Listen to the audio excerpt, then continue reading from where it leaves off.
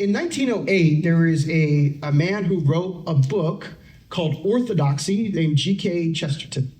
Okay, and some of you maybe read it before. It's a really fascinating book. It's written by this guy who, for most of his life, he was not a Christian, and then later in life he became a Christian, and it's really full of a lot of his thoughts and feelings and things that kind of God used to direct this man to himself.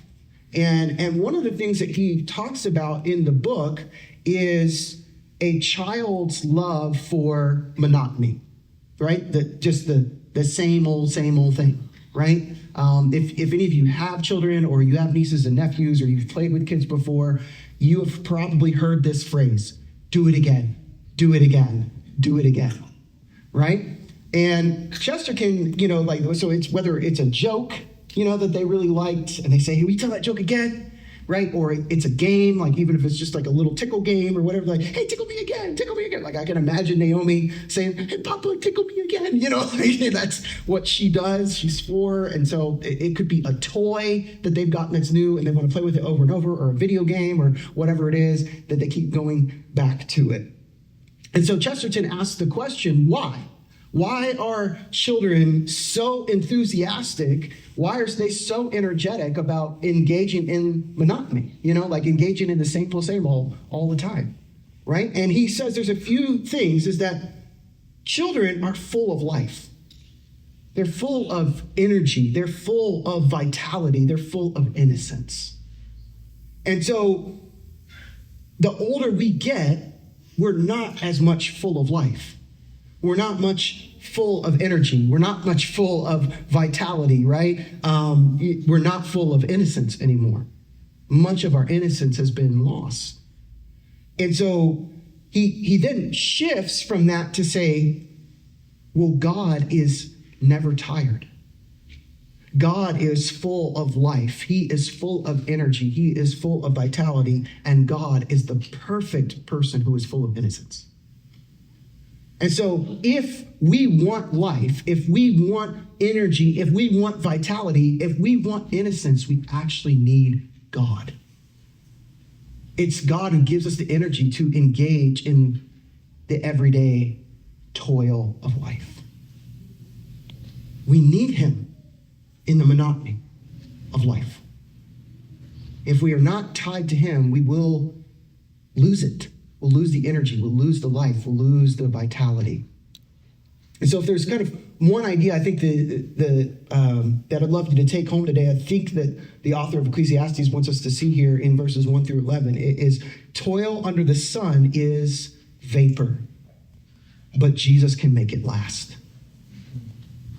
Toil under the sun comes and goes like a vapor, like a mist, like breath. But Jesus can make your toil, he can make your work, he can make your labor last for a lifetime. And so I want to look at this text through 4 kind of key lenses here. In verse 1, I want to meet the professor. In verse 2, I want to face the mystery. In verses 3 through 11, I want to wrestle with the toil, and then I want to look at life beyond the sun. So first, let's meet the professor. In verse 1, it says, the word of the preacher, the son of David, king in Jerusalem. Some of you might have down there in the bottom of your Bible a little footnote, like mine does. It has a little 1 next to the word preacher, and it takes me down there to kind of the range of what this word could mean.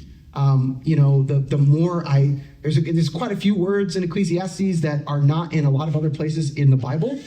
And so as I was examining and kind of getting ready for this series, I read like all these different theories of like, what do these words mean? And so I won't have the time or the resources to go over every option. So I'm just going to kind of give you like what my thought and conclusion is.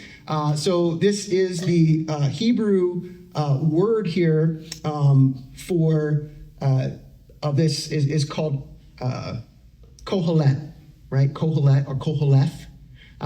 And there's a range of what it could mean. It could mean preacher. That's how the ESV, every translation is an interpretation. That's something my hermeneutics professor used to say to me all the time, right? So they're making a decision that they think that this means preacher, right? It could also mean teacher. If you read the NIV, it'll say teacher, not preacher.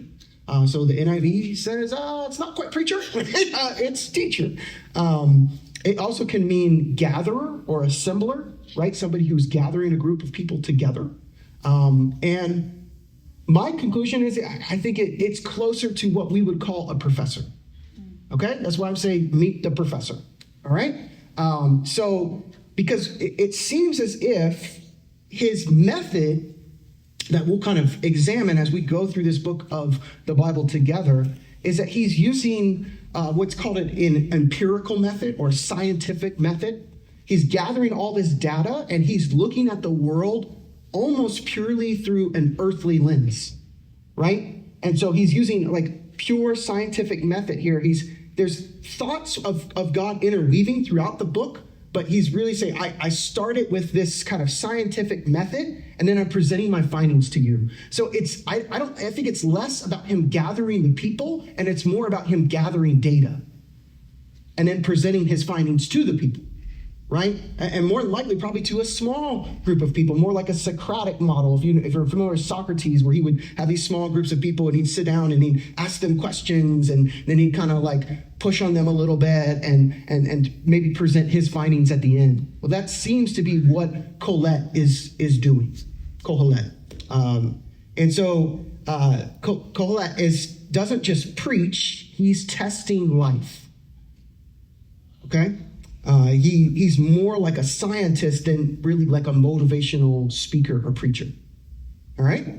And so think of Kohelet as a grandpa that you go to see maybe in the final twilight of his years, right? And I don't see people do this here in Arizona as much, but like I'm from the Midwest, and you would go to grandpa's house and you'd sit on the front porch, right? And grandpa would share his hard life lessons with you, right? He might ask you some questions, and he'd say, John, grandson, let me tell you what I've learned, right? And we can't do that here in Arizona because we need air conditioning, right? So we just do that inside, so grandpa can still do it. My kid's grandparent is right here, my grandfather. Happy Father's Day, grandpa. I'm sure he has many life lessons he would love to teach his grandchildren. And so if you go and you spend time around grandpa, what's that conversation going to be like? Is it going to be fast? Is it going to be like, come on, grandpa, get to it? No, it's slow.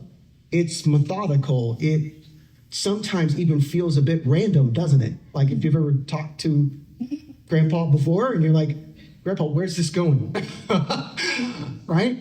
And so imagine Kohelet is our grandpa. He's our spiritual grandpa. And he wants us to sit down and slowly sit on the front porch or sit in a nice air-conditioned room and hear his hard life lesson wisdom.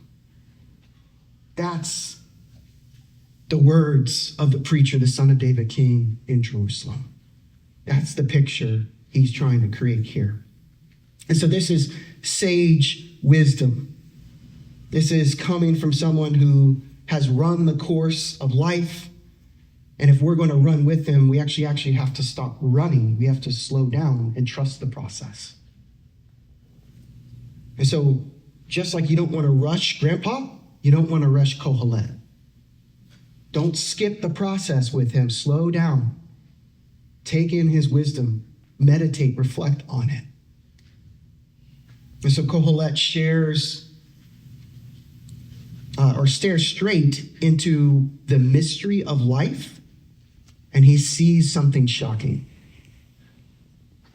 As he examines all of his life, he says, life is like a vapor.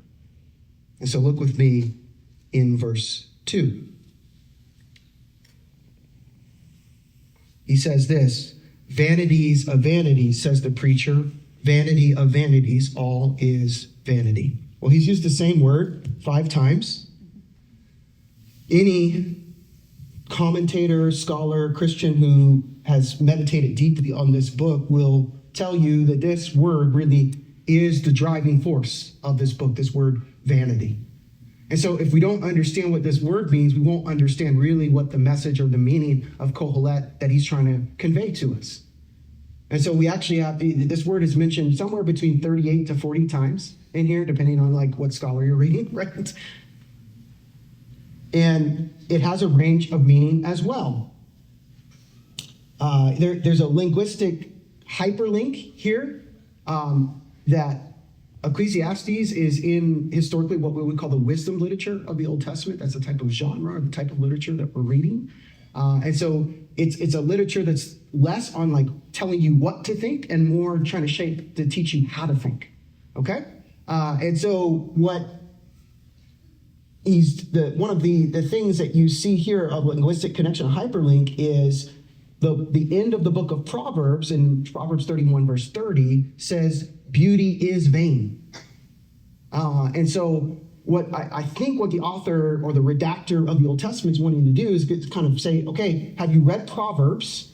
That's the precursor to reading Ecclesiastes. And where Proverbs kind of left off using this word is now supposed to say, oh, I remember that word over here, right? That beauty is vain, right? In a sense, it's saying beauty is fleeting. If you go back and you look at the context in Proverbs 31, right? That it is there for a little while and then it's gone, right? Not that I've ever had tons of beauty, but like, I'm a lot fatter than I used to be in my 20s, right? Like, so it's fading, it's fleeting, like it's gone. Well, I mean, I could probably get it back if I worked harder, but it really like ate the things better. So this word vanity here is the Hebrew word hevel, Hevel. You can also, particularly in the original Hebrew, it would have been Hebel. Okay, but I said hevel because the B makes a V sound, right? And so we would call it hevel. And it's a metaphor because the literal translation, what it literally means is mist, vapor, breath. Okay? So you can kind of imagine this thing that comes and then it's gone, right? Like that's the idea. So we might ask ourselves, is that what the word means then? Does it mean fleeting? Does it mean quick? Right? Well, I don't think that's quite it. That is what it could possibly mean. I think when you explore the word a bit more throughout the rest of Ecclesiastes, I think the way he's trying to convey this is obviously the ESV is translating it vanity, right? Once again, that's a tradition that comes from the King James, that vanity in Old English means something different than we say now, right?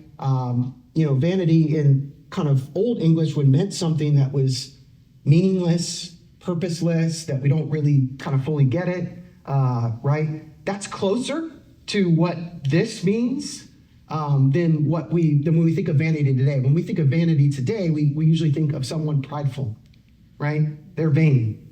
They're kind of self-absorbed, almost like narcissistic. But you also might think of a vanity, it's like this little table you sit down in front and make yourself beautiful, right? Your little vanity stand. And so I don't think vanity is probably the best word just because it takes us to a certain image in our cultural moment. And so I think actually the best word that captures what we're trying to get at here is the word mystery. Okay? An enigma, a paradox, something that doesn't make sense to us, right? Doesn't mean that there's not meaning there, but I don't understand it, right? And so mystery is something that's difficult to understand, an enigma, a paradox. It's close to the Hebrew word or the Hebrew name Abel.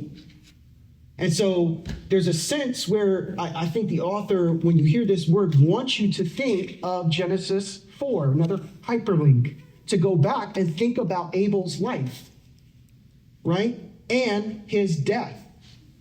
His death could seem senseless to us. It's a mystery why this early righteous man that's doing stuff that's pleasing to God is taken so quickly. And so you kind of catch the word picture there. It seems, another is this could mean absurd. This doesn't make any sense to me. And so that's what Kohelet, the teacher, the professor, is trying to teach us, is that there is so much in life. All of life is full of these mysteries that I don't understand. These enigmas, these paradoxes, these things that don't make any sense to me. And so, like I said, if we need to understand this word, and I think that's what the word means, to really understand the ideas and the theology of this book. And it's actually, in a sense, like ironic to me that even the Hebrew scholars are so confused on this word. And so, like, even that is kind of a mystery, right? It's almost ironic. It's just like, life doesn't make sense, and this word doesn't even make sense, right? I don't understand this word, right? There might even be, we've got a couple seminary guys in here, and they're like, well, John, I don't know if that word is actually what that means. But cool, fine, that might be true. I'm just giving you what I read and I researched, and I'm giving you my concluding thoughts. But yeah, it could be something different, right? It's confusing. We don't really know what this means. And so think of this word. Here, the picture I thought of this week is, think of like bubbles. Like, my kids love bubbles, right? Even though like Abby's 13, she's a teenager now, but she still loves bubbles, right? Like, I'm 45. I still am like kind of fascinated by bubbles. Jeremy, who's a part of our community group, brought this like little hammer to help Brent reel, because we have quite a few Twalkas in our group, and so brought this like little gavel to like get everybody to shut up and move on in the conversation, and it blows little bubbles out. And so when you think of like bubbles, you think of something that's full of all these variety of colors, and something's beautiful. Every time I see them come out, I'm almost fascinated. How does that happen? How does that work? Right? It's fragile, because if you just go up and give it a little touch, it's gone. And it's short-lived. So this beautiful thing, this confusing thing, this mysterious thing, this fascinating thing comes and goes. I think that's the idea that Kohelet wants us to explore, is the bubbles of life. So the question I would ask you, as the surround sound is kind of coming in, is, what pursuits of your life right now look beautiful, look fascinating, are compelling, but they feel like they're slipping through your fingers? They're kind of coming and they're going. I think that's something the professor would want us to ponder as we think about this phrase here in verse 2.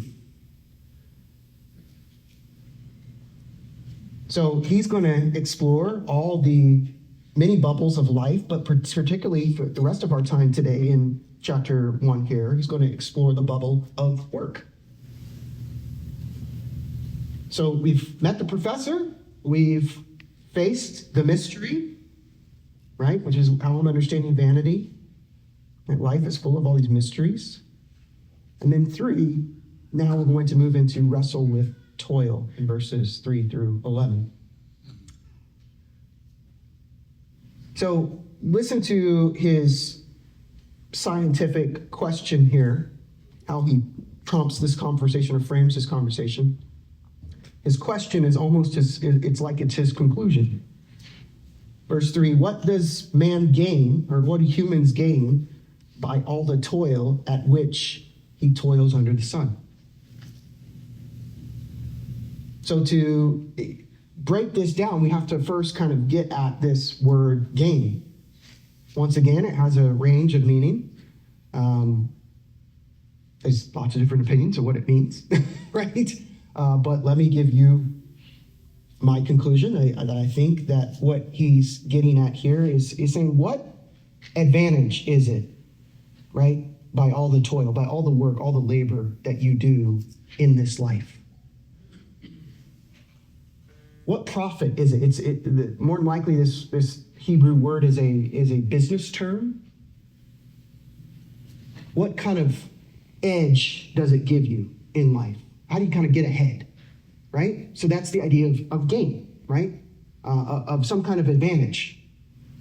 That work should be an advantage to us. It should be something profitable.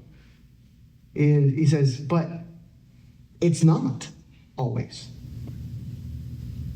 And under the sun is the context of our work, right? He says, what does all the gain or the advantage or the edge by all the toil at which he toils under the sun? Under the sun is a way of saying on earth, in this life, right? And he's going to use this word or this phrase several times throughout the book. You saw it in the little bumper, right? That there's so much that happens under the sun. There's so much that happens on earth. There's so much that happens in this life. And work doesn't seem to get much of anywhere. And that much of our life is work. There's a great Christian author named Dorothy Sayers who once said 97% of your life is at work. And so if we're going to teach Christians how to live a fruitful life, then we actually need to teach primarily on work the most. How do we work in a way that pleases God? And how do we work as Christians, right? Well, I think Kohelet would agree with her that there's something to, like, we spend a lot of time in work. And much of our life doesn't seem to have much fruit from that work or advantage to it. So I think he takes three approaches here to explore the idea of work. He has what I would call a humanistic approach in verses 4 and 11. He has a scientific approach in verses 5 and 6 and 9 and 10. And then he has a hedonistic or an existential approach in verses 7 and 8.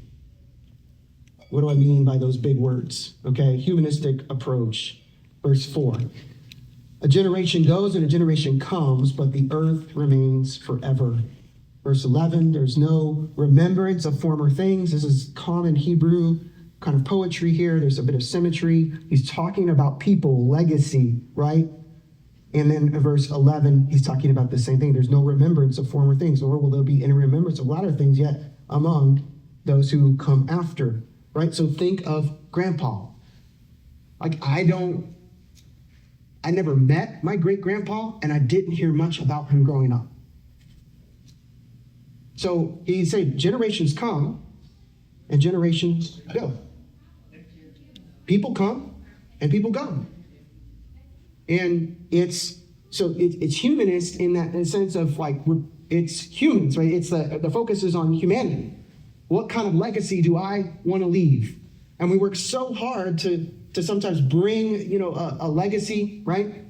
We want to leave something better for our kids. We want to leave something better for ourselves, right? And many times, though, we're forgotten. A generation goes by, and we're not even remembered. And so he said, what was all that toil for? What was all that work for, right? Of trying to be a person of integrity and trying to be a good citizen and trying to be a good father or trying to be a good mother or trying to be a good husband and trying to be a good wife. And then a generation goes by and I'm forgotten. What's the point of all that? And what's the professor's conclusion? It's a mystery. I don't know. I'm conflicted by this. You can hear his agony, right?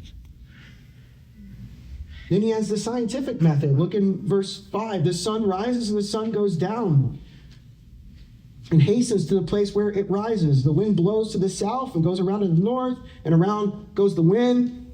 And on its circuits, the wind returns. And then when you skip down to verse 9, what has been will be, and what is done was done, and there is nothing new under the sun. There's that phrase again. Is there a thing to which is said, this is new. It's been already in ages before us. So you can see he's pondering creation, like the language of the wind and the sea, right? The rivers, all this kind of stuff, right? He's pondering creation. He's thinking life under the sun. So he's taking this, what I would call kind of scientific approach.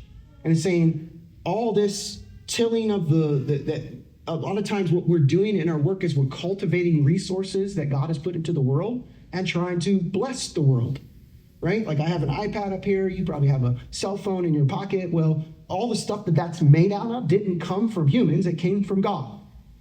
And then humans kind of steward and gather that stuff together to create stuff, right? And what's the phone in your pocket for, ultimately? Communication. So is it technically anything new? No, because humans have been communicating since the dawn of time. It's just a new way to communicate. And honestly, I'm not sure if it even helps us communicate better, Think of all those times you get ghosted, right? Well, not talking to you. I'm like, I text you. Why did you text me that? Versus it's hard to ghost somebody when you're sitting in front of them, isn't it? You can still do it, right? We used to call that back in my day the cold shoulder, right? I'm talking to you. Right? Like you wouldn't even say it. You just kind of give them the look, the stare, right? Well, that's a form of ghosting that's live and in person, and then we ghost over text messages. So it's not like there's anything new, right? It's just new forms of doing it, right? Like I hear of all these people today that are, oh, well, people are always on their phones scrolling, right? Nobody talks to anybody anymore. Well, people used to sit around and read newspapers and not talk to each other either. I used to go to my grandparents' house and they were just reading books. And my grandpa was watching TV and we all wouldn't talk. So it's just a new form of ignoring each other. It's not just like we don't ignore, we ignore each other just in different ways. The challenge has always been there in communication. So he's taking this scientific method and say, okay, all these resources that we're gathering together, all this stuff of creation, and we're not using it to flourish.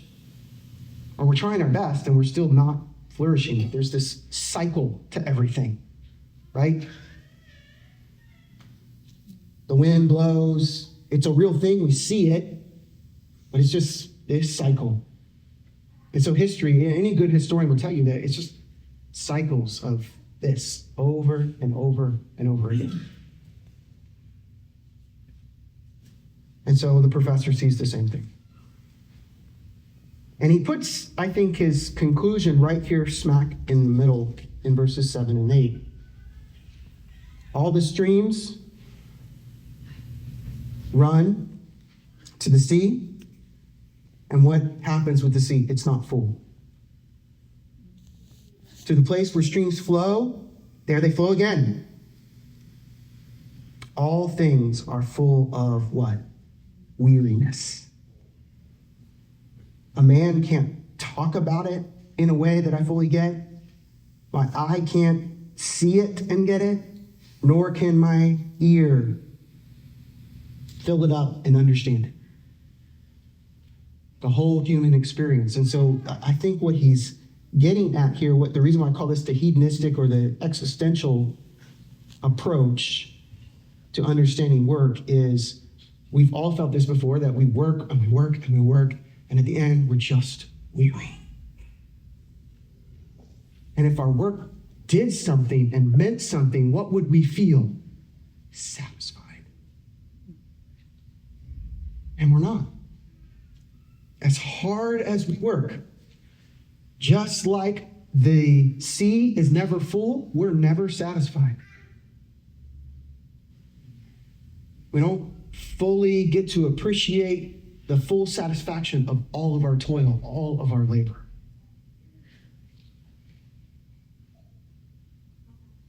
And so he says, I'm full of weary because no matter what, how hard I work, no matter what I do, I'm never fully satisfied. And so what's the advantage of work? It's a mystery. I don't know. And we're there's a sense here where we've got to actually sit in the tension of what Kohelet, the professor, is bringing to us, right? If you're anything like me, I'm just like, okay, that's great. Yeah, I'm not satisfied, but can I get some little, like there's times where I'm satisfied a little bit in my work, right? And we want to quickly move to something hopeful. And the professor says, no, we got to kind of sit in it a little bit, right? He's not rushing off to God here. He's going to get to God and how God can bring joy and satisfaction and all those kind of things. But it takes him sometimes a long time to get there. And so we've got to be okay with sitting in the tension. Something I thought of this week is, has anybody ever heard of Sandcastle Day? Okay, it's something I learned about this week. It's in Cannon Beach in Oregon. Okay? And it's about to happen either this week or the next 2 weeks or something, where all these people from all over the world come to Cannon Beach in Oregon and they build these elaborate sandcastles, right? Or just statues or different things like that, right? And they put in all this work, and you stop and you look at it, and I mean it's like all day, and then around 3 o'clock judges come and they kind of gauge and say who was the best, who's like the winner of the day. And everybody puts all this labor in and all this work to create something beautiful, something glorious, and then when you show up the next day at 8 a.m. when the contest started, what happens? It's gone. All that labor, all that work, gone. That's what the professor wants us to see. That's work. We put it all in, and then one day it's gone.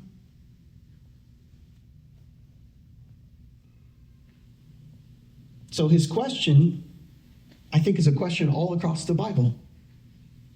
Right? When you hear this toil language, when you hear this work is hard and doesn't make much sense, it actually takes you back to Genesis 3.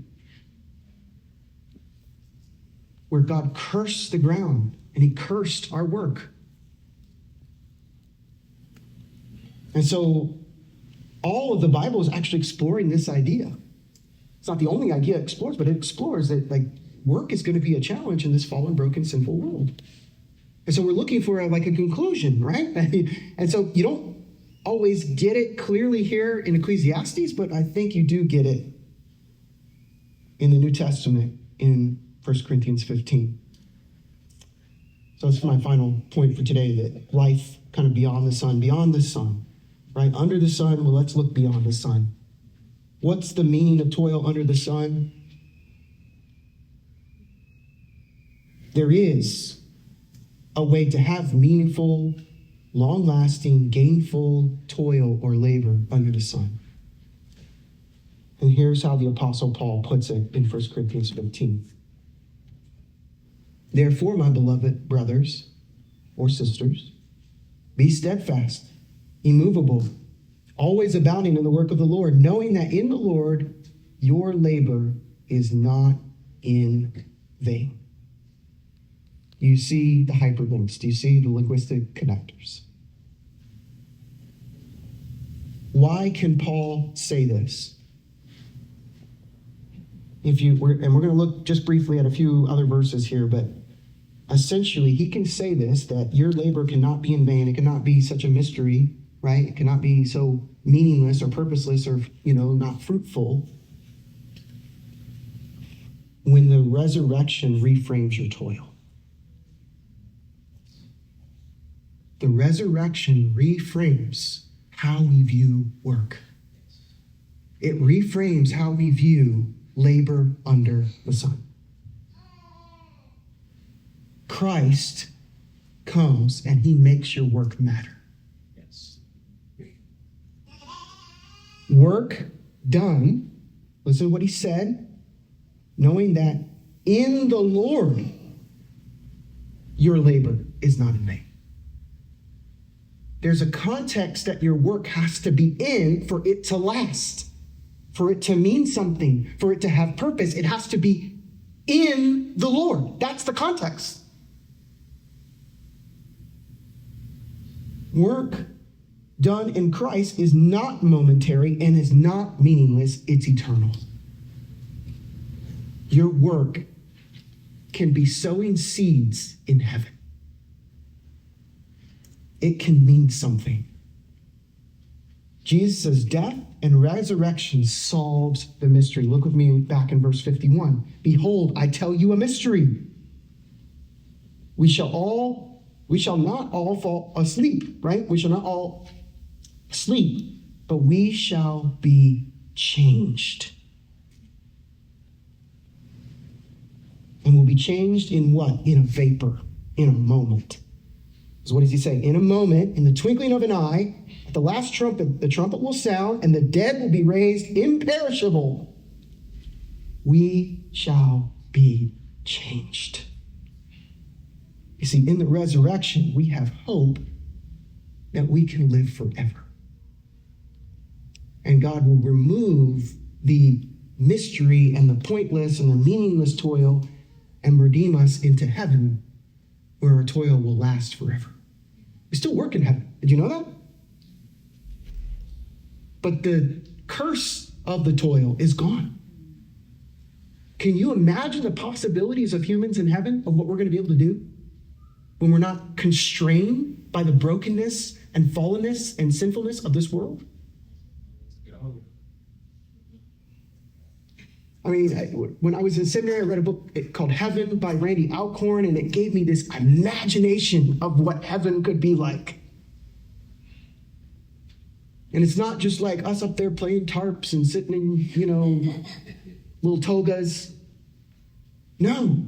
He said, think of Star Trek or think of Star Wars and like this galaxy that we're going to explore. It will still have science, but science uninhibited by sin and brokenness. We'll make advancements technologically that we've never done in this lifetime.